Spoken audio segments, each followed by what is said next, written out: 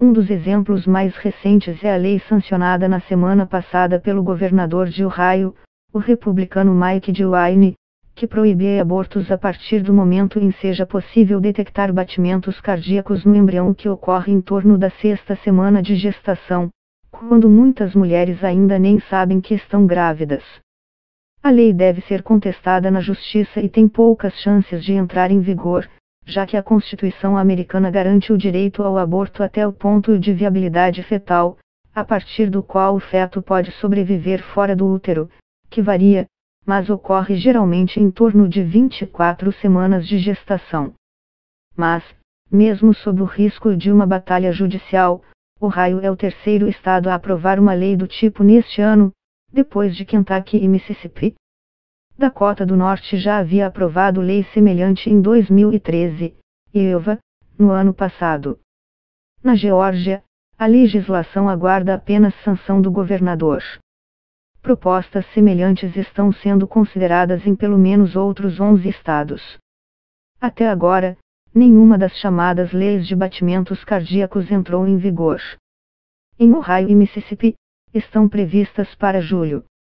Nos demais estados em que já foram sancionadas, foram bloqueadas nos tribunais, por serem inconstitucionais. Mas ativistas dos dois lados do debate dizem que um dos objetivos dessas leis é exatamente provocar ações na justiça, na esperança de que um dos casos sobre aborto chegue à Suprema Corte e que a maioria conservadora no tribunal decida reverter a decisão de 1973, no caso Roe vs Wade, que legalizou a prática no país.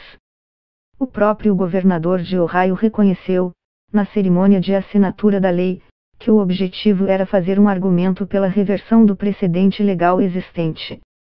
A Suprema Corte, em última análise, decidirá, afirmou. A decisão no caso Roe vs Wade reconheceu o aborto como um direito fundamental em todo o país e determinou que, antes do ponto de viabilidade fetal, os estados não podem proibir a mulher de exercer esse direito por nenhum motivo.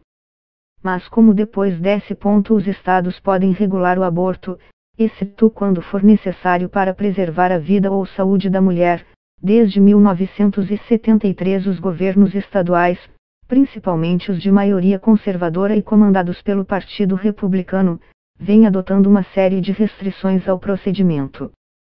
Segundo o Guttmacher Institute, organização de pesquisa que defende direitos reprodutivos e monitora leis sobre o tema, 43 dos 50 estados americanos proíbem o aborto a partir de determinado período de gestação. Há várias outras restrições.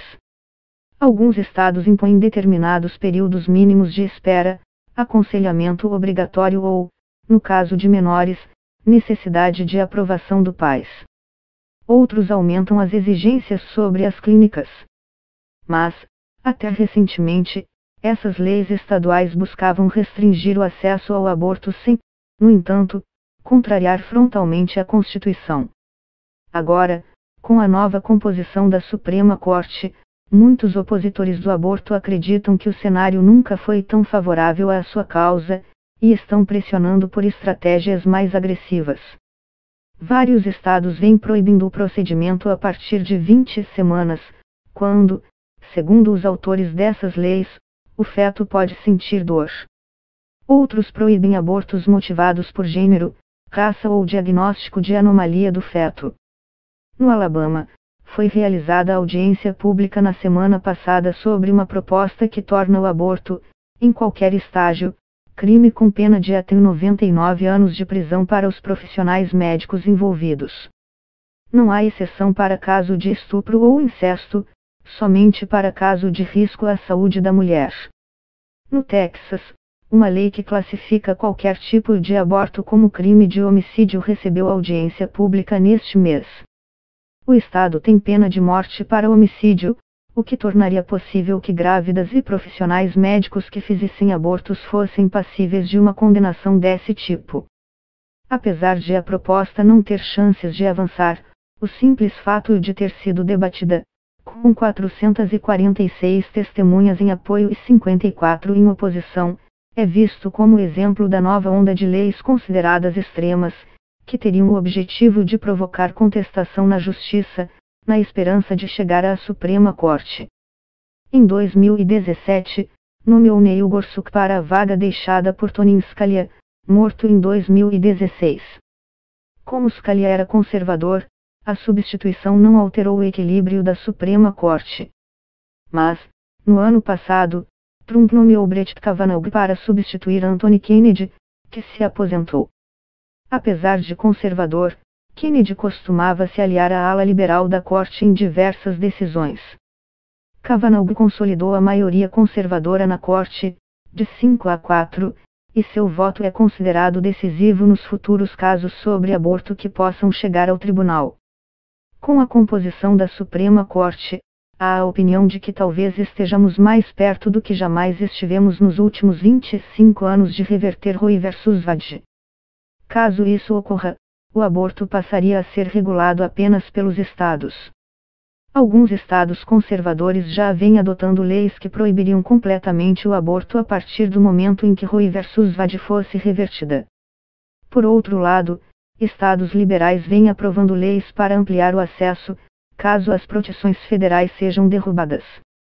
Em Nova York, por exemplo, o governador democrata Andrew Cuomo sancionou lei que removeu o aborto do Código Penal estadual e permite que seja feito após 24 semanas se o feto não tiver chance de sobreviver fora do ventre ou quando for necessário para proteger a vida ou a saúde da mulher. Mesmo dentro do movimento anti-aborto, muitos questionam a estratégia de aprovar leis claramente inconstitucionais, como as de batimentos cardíacos, que têm poucas chances de entrar em vigor e podem custar aos contribuintes centenas de milhares de dólares em um processo judicial. Nós celebramos as pessoas que estão promovendo essas leis, de batimentos cardíacos. Elas querem fazer a declaração mais forte possível sobre a necessidade de acabar com o aborto no país, e nós concordamos completamente com isso, salienta Foster, cujo grupo oferece assistência e modelos de legislação a políticos estaduais que se opõem ao aborto. Mas a verdade é que nenhuma dessas leis, em lugar algum, já salvou alguma vida. Todas foram bloqueadas nos tribunais. Nossa posição é a de que aqueles que querem salvar vidas devem buscar outros tipos de legislação, com mais chance de resistir à contestação na justiça, ressalta. Além disso, não há indicações de que a Suprema Corte aceitaria analisar um caso relacionado a estágios tão iniciais da gravidez. Mas, segundo analistas, há pelo menos outros 20 casos atuais que poderiam ser aceitos pelo tribunal. Entre eles está uma lei de Indiana que determina que mulheres sejam submetidas a exame de ultrassom e, então, esperem 18 horas antes do aborto, o que pode exigir 2 idas à clínica, às vezes a quilômetros de distância. O Estado também proíbe abortos baseados no sexo do feto ou em diagnóstico de anomalia fetal, e exige que restos fetais sejam enterrados ou cremados. Outro possível caso se refere a uma lei da Louisiana que exige que médicos que façam abortos sejam ligados a hospitais próximos do local onde o procedimento é realizado. A lei foi bloqueada pela Suprema Corte, e é quase idêntica a uma lei do Texas que foi declarada inconstitucional em 2016. Tanto os que apoiam o direito ao aborto quanto aqueles que se opõem têm dúvidas sobre como essa Suprema Corte, com o juiz Kavanaugh, irá se posicionar, observa Smith. Mas é importante lembrar que a composição da Suprema Corte já mudou inúmeras vezes desde Roe vs Wade, e todas as vezes em que analisou um caso sobre aborto, o tribunal reafirmou que é um direito fundamental, ressalta Smith.